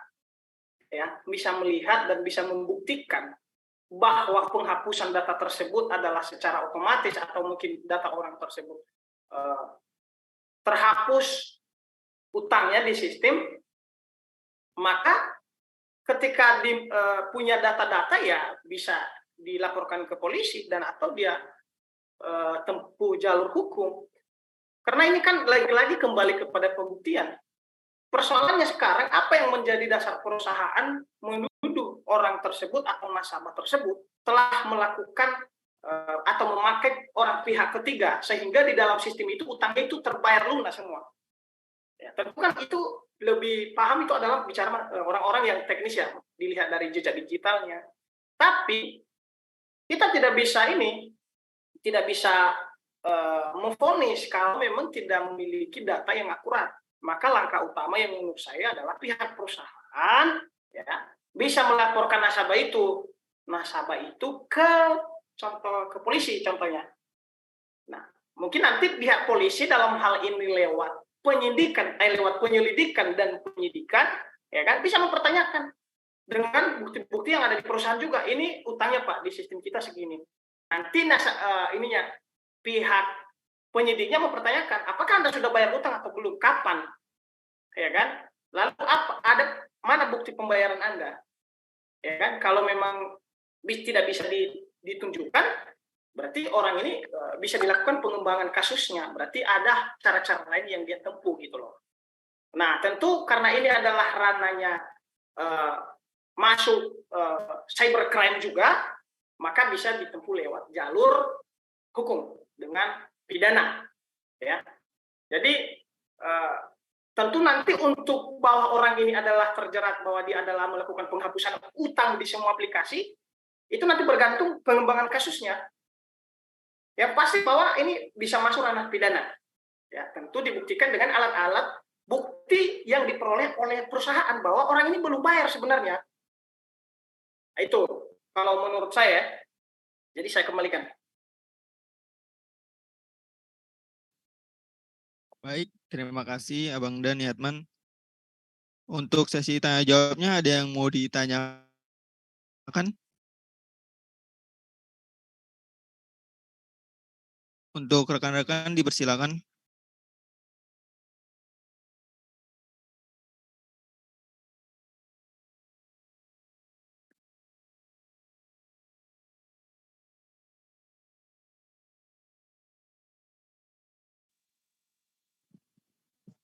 Nah, ini juga tambahan ya buat informasi buat teman-teman. Ada mungkin pernah meminjam ya. Kadang kita itu minta debt collection-nya, ya udah silakan bayar. Saya mau bayar tapi silakan ambil di rumah saya. Ingat bahwa di dalam Undang-Undang OJK masalah transaksi pembayaran ya, pembayaran atau transfer uang atau pembayaran cicilan atau contohnya pembayaran utangnya itu tidak bisa dilakukan pembayaran secara tunai. Itu diatur dalam OJK harus lewat virtual yang telah disediakan oleh perusahaan. Nah itu. Makanya kalau ada contohnya debt collection meminta untuk bayar langsung atau contohnya juga nasabah minta ke perusahaan silakan datang di rumah saya, makanya nanti mereka nggak berhak atau tidak bisa berani datang di rumah kita untuk melakukan transaksi. Karena memang diatur dalam undang-undang untuk pelunasan utang harus lewat virtual account. Ya. Jadi itu. Berikut ada juga pernah ada kejadian bahwa pihak perusahaan juga dalam hal ini pinjol tidak bisa menyita barang nasabah. Contohnya entah mengambil motor lah, mengambil TV karena nggak bisa bayar utang, itu nggak bisa. Yang hanya bisa dilakukan itu adalah ketika di dalam perjanjian itu adalah diperjanjikan sebagai objek jaminan. Selagi tidak diperjanjikan sebagai objek jaminan, itu tidak bisa. Tidak bisa kreditur mengambil barang tersebut. Nah, makanya kalau ada debt collection datang di rumah teman-teman atau debt collector, kalau menagih ya ketika teman-teman tidak bisa membayar karena tidak ada uang, ya silakan kooperatif saja. Jangan takut kalau diambil barang Anda. Kalau memang diambil barang Anda itu udah masuk kategori pidana ya, teman-teman. Karena itu di dalam. Makanya tadi saya bilang bahwa silakan perhatikan sebelum melakukan peminjaman itu kontrak perjanjian itu. Nanti di sana sudah diuraikan. Bagaimana ketika terjadi uang prestasi, apakah di sana diminta masalah tentang benda atau barang jaminan. Tapi yang pasti kalau pinjaman online itu nggak bisa diambil barang-barang lain di rumah. Gitu. Makanya memang seharusnya yang ada di Undang-Undang OJK itu, sistem penagihan itu adalah berbasis online. Itu loh. Kalau khusus fintech, beda masalah tentang perusahaan pendanaan. Nah, makanya kalau memang ada rekan-rekan yang datang dari pinjaman online, melakukan penagihan di lapangan, jawaban mereka bukan menagih, tapi mengunjungi, hanya memastikan apakah nasabahnya sehat. Karena itu tujuannya. Karena dia tidak bisa membantu, saya datang menagih begini tidak bisa. Karena pinjaman online itu adalah dengan sertifikasi penagihannya itu adalah lewat API, yaitu dengan SOP penagihan secara online. Itu. Makanya kita harus bedakan tentang debt collection, pinjaman online dengan debt collector, tentang lembaga-lembaga pendanaan lainnya. Nah, itu teman-teman. Makanya memang pinjaman online juga tidak berani memberikan peminjaman yang lebih begitu besar ya. Karena semua adalah berbasis online. Penagihan online, pembayaran juga online.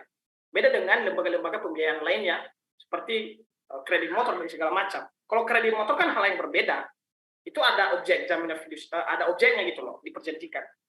Nah, makanya teman-teman ketika ada orang, karena kenapa saya bilang, saya bukan dalam arti ini ya, saya juga pernah ada di posisi yang namanya debt collection. Saya bisa, maksudnya lah, kita berbagi ya. Tentu dalam hal ini juga buat nasabah yang memang main-main, tidak mau bayar utang, sengaja memang tidak mau bayar utang, maka perusahaan juga berhak untuk mengajukan uang prestasi di pengadilan. Pertanyaannya, kalau memang pinjamannya hanya 500.000, apakah perusahaan mau mengajukan uang prestasi di pengadilan? Karena ini kendalanya, kondisi-kondisi yang terjadi di lapangan. Makanya memang terjadilah hal-hal yang di luar dugaan kita. Nah, itu sih. Ini informasi tambahan dari saya. Semoga ini bermanfaat. Saya kembalikan kepada moderator. Baik, terima kasih kepada narasumber kita. Itu Mohon yang izin, bertanya ada. Abang Daniatman ada yang bertanya untuk Abang Supriyadi untuk dipersilakan. Oke, assalamualaikum warahmatullahi wabarakatuh. Waalaikumsalam Terima warahmatullahi kasih. wabarakatuh. Terima kasih atas diberikannya untuk bertanya buat host dan pemateri. Tadi menarik banget untuk pembahasan mengenai penagihan melalui virtual dan one prestasi ya. Jadi saya ingin mengulas sedikit tentang kasus teman saya ini, ya saudara saya yang dimana saya pernah melihat di depan langsung gitu. Jadi ada seorang debt collector, apa sih namanya, debt collection ya, yang menagih langsung peminjaman berupa uang gitu di salah satu platform online. Dia itu meminjam uang sebesar sekian juta gitu. Lalu di peminjaman pertama dia berhasil untuk melunasinya. Lalu di peminjaman keduanya dia terhambat untuk pembayarannya. Namun si debt collection ini datang ke rumah dengan nada tinggi dan lain sebagainya, ya kan, sampai ditagih di tempat dan sampai barang tersebut itu sampai disita gitu bang. Nah ini bagaimana nih proses hukumnya, maksudnya apakah si debt collection ini bisa kita tuntut atau kita laporkan ke pihak yang berwajib atau bagaimana? Karena gini, setahu saya kalau memang si pengutang ini belum mampu untuk membayar, bukan berarti dia nggak mau membayar, belum sanggup untuk membayar, tidak adanya paksaan atau tekanan, hanya mengingatkan saja gitu. Itu setahu saya sih. Cuman saya kan nggak tahu nih bagaimana prosesnya. Lalu mengenai one prestasi, ya kan yang kedua, one prestasi ini kan apakah kita bisa dikenakan pidana atau memang ada pengadilan sendiri dan kita hanya mendapatkan kayak tidak bisa lagi untuk menghutang atau berbuat ya menghutang ke online ataupun menghutang online secara dana gitu ataupun barang gitu. Itu gimana tuh, Mak? Baik, terima kasih kepada Abang Da Supriyadi. Untuk Abang Daniatman, silakan ditanggapi. Ya, baik. Terima kasih Bang Supriyadi. Pertanyaannya sangat luar biasa ya. Pertama, pertanyaannya adalah bagaimana kalau debt collection itu datang di rumah untuk melakukan penagihan dengan cara-cara mengintimidasi dan segala macam. Ingat bahwa setiap penagihan adalah ada SOP-nya ya. Nah, tentu ketika melakukan intimidasi, marah-marah, dan itu adalah sudah bisa dilaporkan ke ranah ke pihak kepolisian untuk meminta perlindungan hukum. tentu bisa menyediakan nanti saksi-saksi orang yang ada di situ sebagai saksinya, ya. Itu udah masuk ranah intimidasi seperti yang saya sampaikan tadi, atau menakut-nakuti, atau memakai cara-cara premanismenya itu. Karena memang pada proses penagihan pinjol ini ya dilakukan lewat online. Tapi ada juga pinjol yang ada debt kolektornya, debt kolektornya itu adalah langsung turun di lapangan. Nah, itu biasanya memakai pihak-pihak ketiga ya, dengan lembaga sertifikasi penagihan yang dikeluarkan oleh SPPI ya. Nah, tentu ketika terjadi hal itu, maka langkah upayanya ya minta perlindungan hukum kepada pihak kepolisian dengan membuat atau dengan menyiapkan rekaman, ya kan, atau dengan ada orang-orang di situ yang menjadi saksi ya, saksi. Dan berikut apakah ketika terjadi uang prestasi, apakah bisa dipenjara atau enggak? Sudah pasti tidak bisa, karena masalah utang piutang kan perdata. Nah, tadi saya bilang yang bisa membelok ke pidana itu adalah hanya ketika ada unsur, contohnya penipuan, penggelapan, ya, atau bicara masalah fisik atau pelecehan seksual. Kalau masalah uang prestasi, teman-teman tidak usah takut, ya, itu perdata itu nggak bisa dipidana masalah utang piutang, terkecuali kalau ada dalam proses perjalanannya adalah ada unsur pidananya.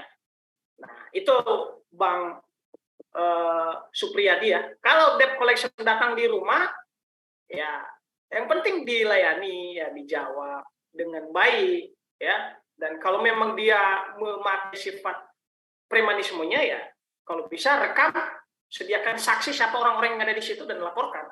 Karena teman-teman juga punya perlindungan hukum adalah orang juga dilarang masuk di dalam KUHP terbaru memang, walaupun nanti 6 tahun berlaku ke depan ya. Dan juga ada juga diatur di KUHP, ketika orang memasuki halaman ya tanpa persetujuan juga bisa aja diancam pidana juga.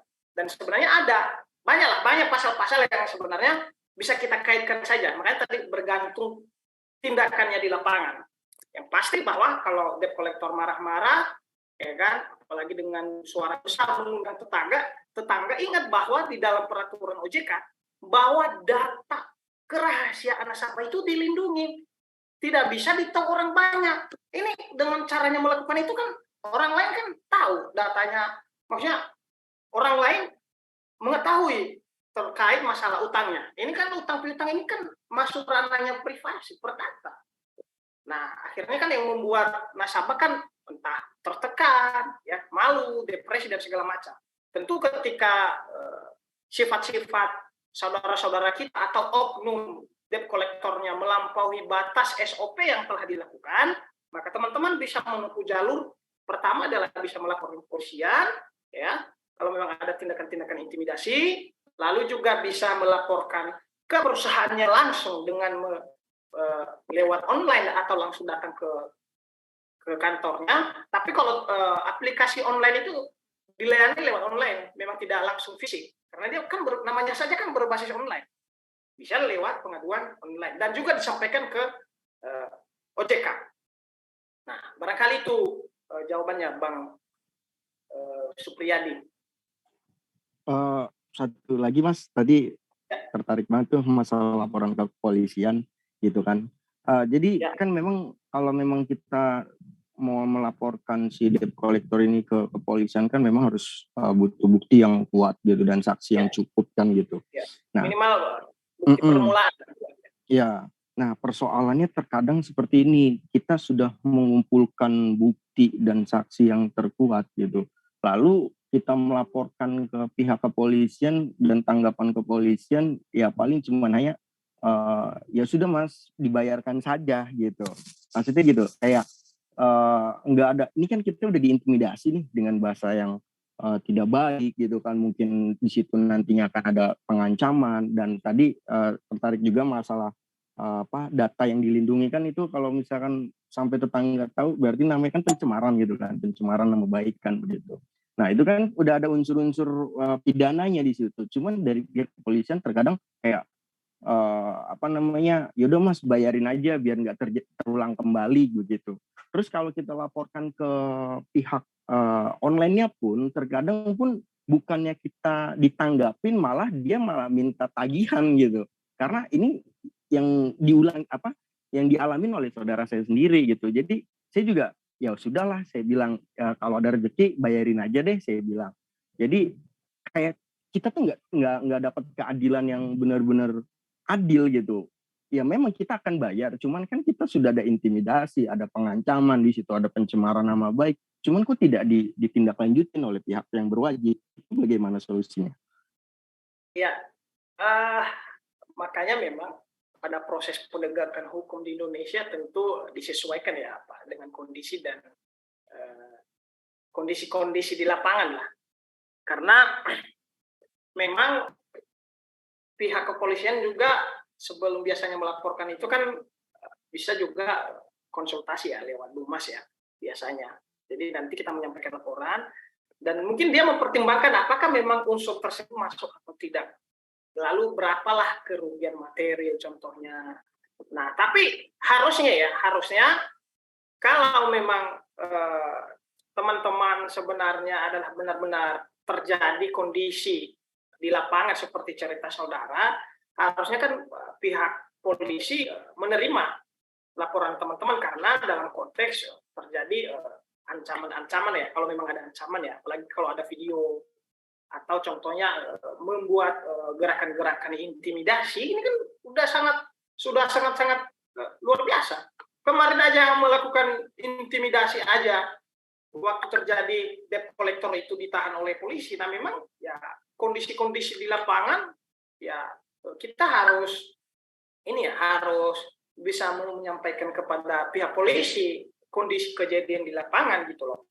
Nah kalau memang contohnya laporan teman-teman tidak diterima, ya tentu langkah-langkah lainnya kan bisa dilakukan. Bisa teman-teman laporkan ke divisi propam, atau bisa teman-teman melaporkan ke ombudsman dan segala macam agar laporan teman-teman bisa diproses gitu. Tetapi seperti yang saya bilang tadi bahwa ya dalam proses kejadian kronologi di lapangan itu harus benar-benar ada unsur pidananya gitu loh.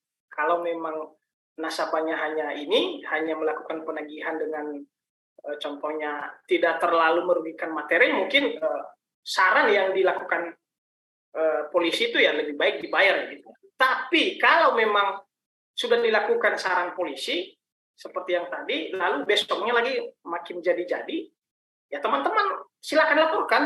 Kalau memang di Polsek tidak terima, maju ke Polres. Ya, di Polres, sorry. Laporkan di Polres. Ya. Kalau memang nggak bisa di Polres, ya masuklah di Polda, kan begitu.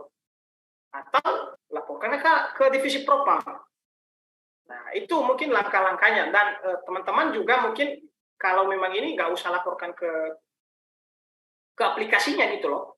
Maksudku, kalau melaporkan secara online itu langsung ke OJK. Harusnya sih OJK itu nggak memberikan jawaban silakan bayar utang, enggak, atau ke API gitu situsnya itu.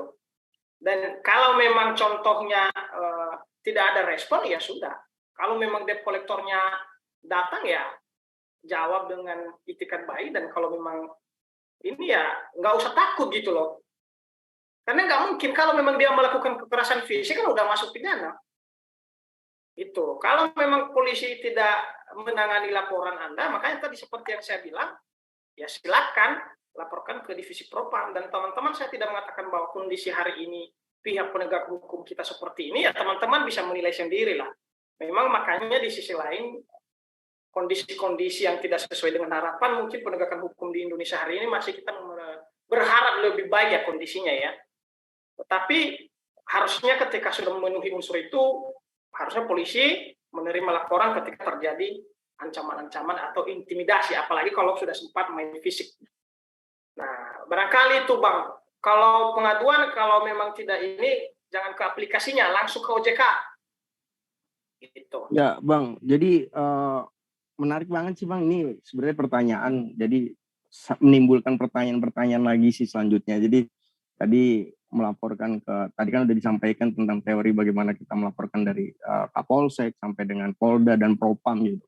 Nah, yang sekarang kondisi di negara kita kan penegak hukumnya, saya tidak menyalahkan penegak hukum dari instansi kepolisian atau apalah gitu. Cuman ya yang kita alamin di lapangan, yang di daerah saya pun gitu, ya masih banyak kayak belum ditanggapin, lalu kita kayak ya sudahlah, dari bawah aja kita nggak ditanggapin, bagaimana kita ke atas gitu kan. Kita jalurnya pun tidak tahu, karena kita mungkin rakyat yang bisa dibilang itu yang menengah ke bawah, yang tidak tahu hukum gitu kan, nggak tahu jalurnya kemana. Mungkin dengan salah satu viral gitu, seperti kejadian yang mungkin di Lampung ya kan, dengan viral bisa keangkat kasusnya gitu ya, tapi kan sulit juga kalau untuk mencapai itu gitu kan. Nah makanya kita sebagai masyarakat ya cuman hanya bisa mengalah dan menunggu sampai kapan keadilan ini bakalan berpihak ke kita gitu. Itu aja sih. Ya, tapi satu tambahannya buat teman-teman juga, masalah memviralkan memang bagus, tapi harus juga berhati-hati dalam proses memviralkan itu. Jangan sampai menyudutkan privasi seseorang atau privasi perusahaannya gitu. Itu nanti juga lain juga ancaman pidananya. Makanya memang memviralkan ya sah-sah saja, tetapi harus bisa membatasi, jangan sampai terjerat undang-undang ITE. Dan yang paling poin penting saran saya melihat bahwa sebenarnya banyak juga LBH yang bisa memberikan bantuan hukum kepada masyarakat yang pro bono sebenarnya. Itu tidak dibayar. Nah mungkin nanti melalui lewat itu teman-teman bisa meminta perlindungan hukum dan bantuan hukum ya lewat LBH itu saran saya, supaya laporan itu adalah atau bisa memberikan konsultasi hukum kepada teman-teman. Ada setiap pengadilan itu ada LBH kok, itu gratis, itu nggak setiap konsultasi itu nggak diminta biaya gitu, apalagi pendampingan. Nah itu sih Bang Supriyadi. Terima kasih Bang atas sarannya. Oke Bang Muhammad, si moderator. Baik rekan-rekan, apa masih pada semangat nih untuk berdiskusi? Baik, kita lanjutkan saja. Mohon izin, Abang Daniatman, ada yang bertanya dari peserta kita yaitu Hans Boy.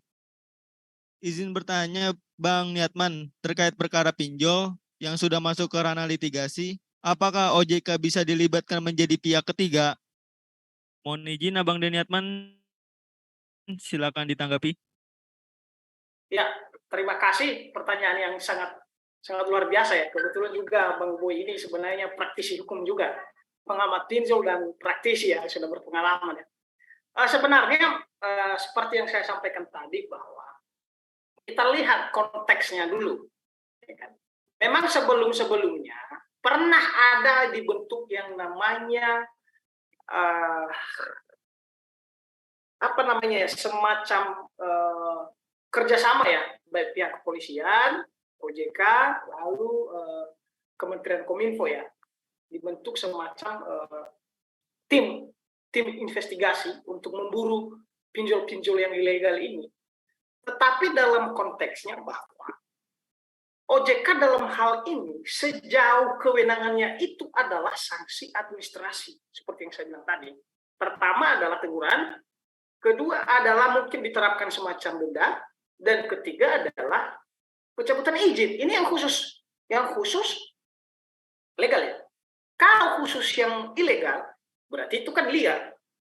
Maka yang harus diantisipasi ya OJK memblokir, karena dalam undang-undang OJK seperti pasal yang saya sampaikan tadi ya, di pasal 48 seluruh pinjol ya, aplikasi pinjol ini wajib terdaftar anggota API. Apa itu API? Ya, Asosiasi Fintech Pendanaan Indonesia, pendanaan bersama Indonesia. Berarti kalau memang tidak terdaftar di API berarti ilegal dong.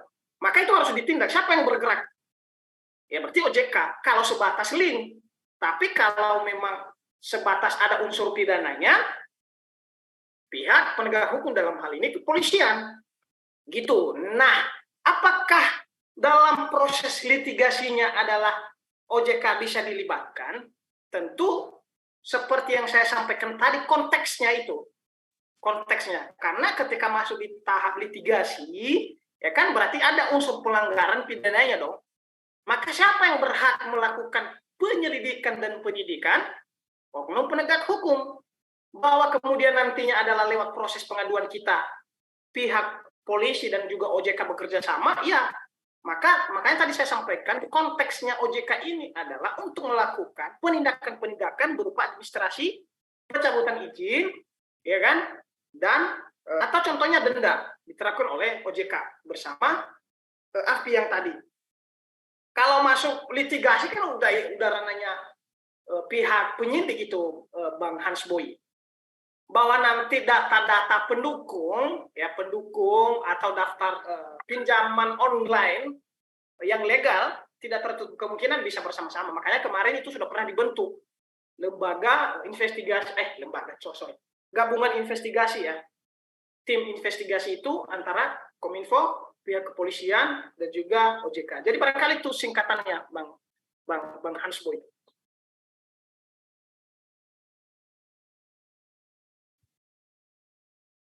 Baik, terima kasih kepada Bang Daniatman. Mungkin pada masih semangat kali ya untuk tanya jawabnya, diskusinya. Tapi luar biasa ya, seru ya jadinya ya.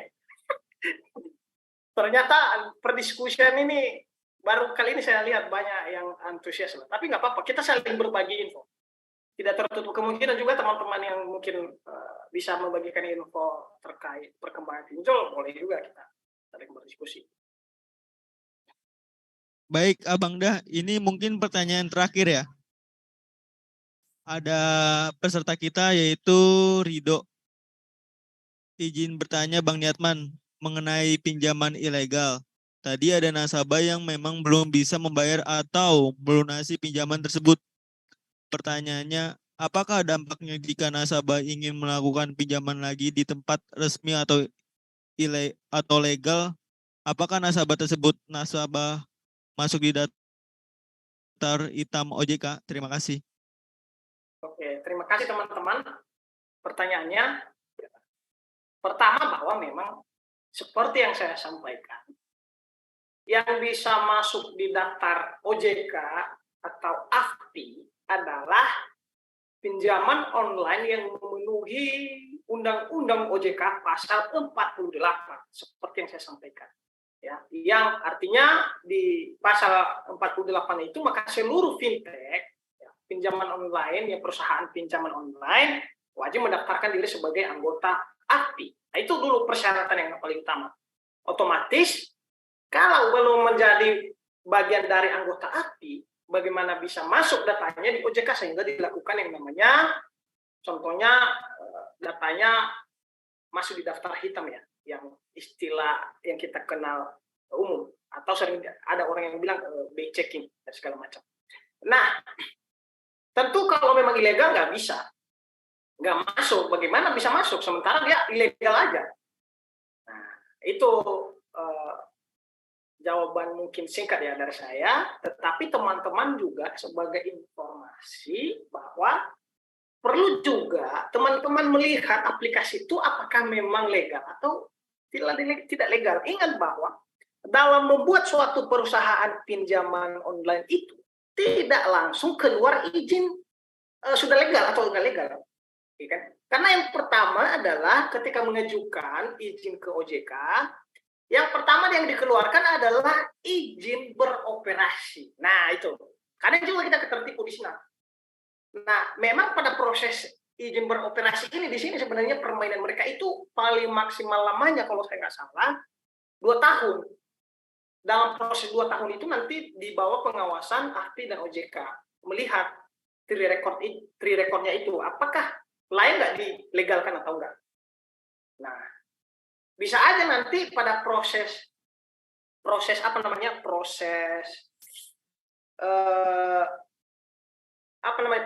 dalam tahap operasional perusahaan-perusahaan yang baru berdiri ini ya masih belum ada keluar izin legalnya itu OJK, bisa aja mengajukan peminjaman di sana dan kamu harus tahu setelah 2 tahun dilegalkan perusahaan itu ya ternyata datamu sudah masuk di daftar hitam contohnya, bisa aja lewat itu dan atau memang aplikasi-aplikasi lain. Tapi pasti secara singkat lah, kalau memang aplikasinya ilegal, bagaimana bisa masuk di daftar hitam di OJK.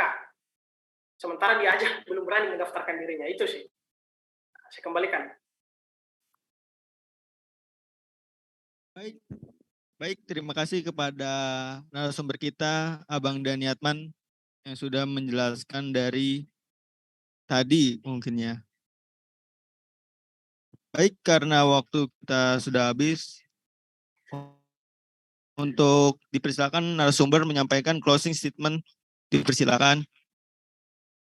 Oke, mungkin sih closing statement ini mungkin sudah saya sampaikan ya tadi sama teman-teman. Yang intinya bahwa buat teman-teman atau ada saudara-saudara kita yang mengajukan peminjaman, diperhatikan aplikasinya.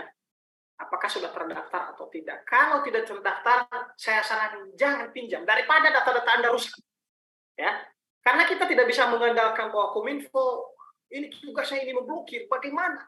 Triliun juta website situs yang masuk di Indonesia, bagaimana dia bisa melihat memblokir itu? Kalau memang tidak ada pengaduan dari masyarakat, itu pun prosesnya ribet yang lama. Makanya lebih baik jangan yang ilegal. Perhatikan. Tadi seperti yang aku bilang, ciri-ciri yang ilegal itu contohnya linknya tidak terdaftar di Play Store, bunganya nggak teratur, ya kan? Cara penagihannya tidak teratur. Tapi kalau memang Anda mau pinjam ilegal, seperti yang disampaikan oleh Prof. Mahfud MD, nggak usah dibayar, ngapain takut?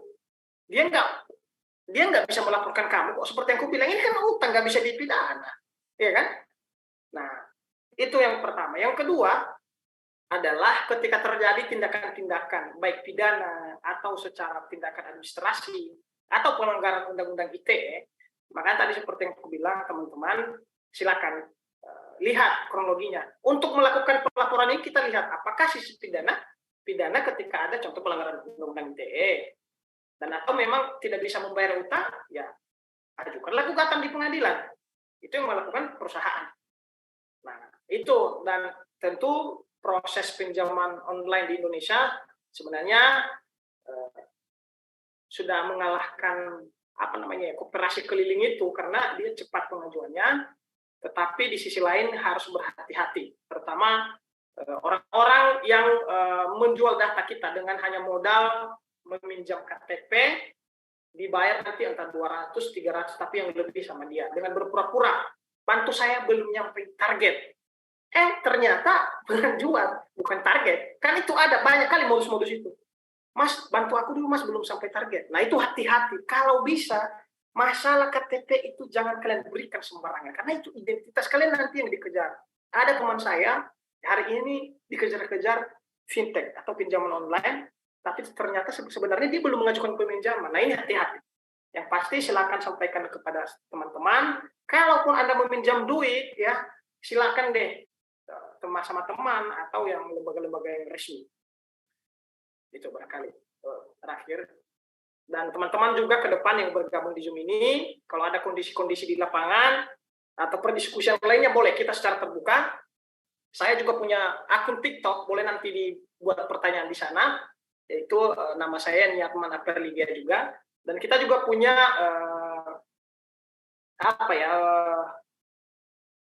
YouTube ya, YouTube. Boleh juga nanti teman-teman mencari YouTube kita namanya Scribble. Atau di tempat-tempat lain nanti secara terbuka bisa kita ngopi-ngopi yang ada di sekitar. Sampaikan moderator, mohon maaf kalau memang dalam penyampaian saya agak kurang, tapi tidak tertutup kemungkinan nanti di lain waktu bisa kita saling diskusi ya, share terkait penegakan hukum, masalah tentang hutang piutang atau pinjaman online ini. Terima kasih moderator dan seluruh teman-teman, saya kembalikan. Baik, terima kasih kepada Abang Daniatman yang sudah menyampaikan materi dengan baik. Alhamdulillah, semoga materi yang disampaikan dapat bermanfaat untuk kita semua.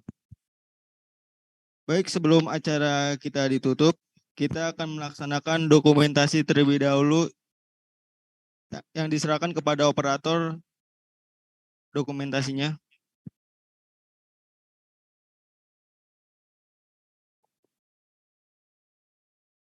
Mungkin kita akan, sebelum kita tutup, untuk izin dibuka mic-nya untuk dokumentasi.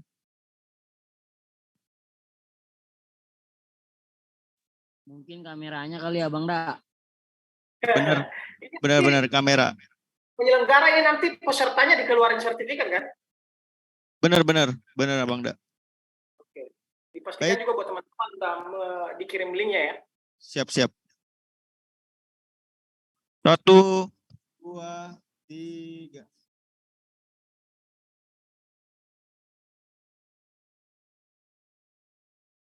Baik, terima kasih kepada Abang Da Fadli Wijaya selaku Ketua DPC Permai Tangerang yang diwakili oleh Devina Husaini. Terima kasih kepada Abang Daniatman Apriligea yang sudah hadir